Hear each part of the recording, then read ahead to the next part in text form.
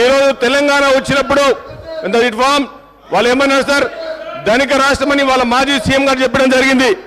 ఇదే contradictory statement ఈరోజు హరీష్ రావు గారు సభలో ఏం చెప్తున్నారు, దయనీయ పరిస్థితుల్లో ఆ రోజు తెలంగాణ వచ్చిందని చెప్తున్నారు.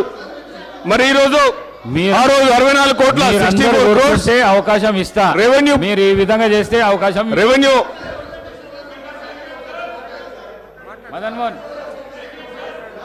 మదన్ మోహన్ గారు మాట్లాడండి సార్. వాళ్ళకి సార్ వాళ్ళు ఎట్లా అందరు వెరీ సర్ప్రైజ్ సార్, అవకాశం ఇస్తా. I'm astonished, I'm surprise sir. 10 years ఎట్లా రూల్ చేసింది సార్, అప్పుల కుప్పం చేసి పడేసారు. 10 నిమిషాలు ఓపిక లేదు సార్ వాళ్ళకి.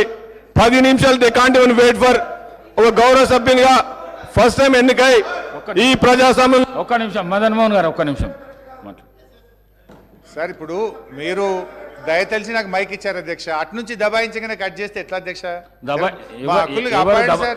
ఎవరు దబాయించలేదు హరీష్ రావు గారు, మీరు ఇచ్చి కట్ చేస్తారు కదా సార్. ఎవరు దబాయించలేదు. 1 minute సార్. ఇప్పుడు మీరు గౌరవనీయులు రాజగోపాల్ రెడ్డి గారికి మైక్ ఇచ్చారు. నేను ఆయన పేరు తీసుకోలేదు, సందర్భం లేకుండా మీరు ఆయనకు మైక్ ఇచ్చారు అధ్యక్ష. సరే అధ్యక్ష, ఆయనకు మైక్ ఇచ్చినప్పుడు he took my name, he made derogatory comments.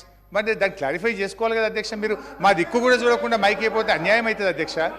అధ్యక్ష, ఇలా గౌరవనీయులు రాజగోపాల్ రెడ్డి గారు నా పేరు తీసుకొని నా మీద కామెంట్ చేశారు. నేను ఒక విషయం చెప్పదలుచుకున్న రాజగోపాల్ రెడ్డి గారికి, ఆ పార్టీకి, మీ పార్టీ లాగా 50 కోట్ల రూపాయలు ఇచ్చి పిసిసి అధ్యక్ష పదవి కొనుక్కునే కర్మ మాకు అక్కర్లేదు. ఇది ఎవరు చెప్పిండ్రు? స్వయంగా కోమటి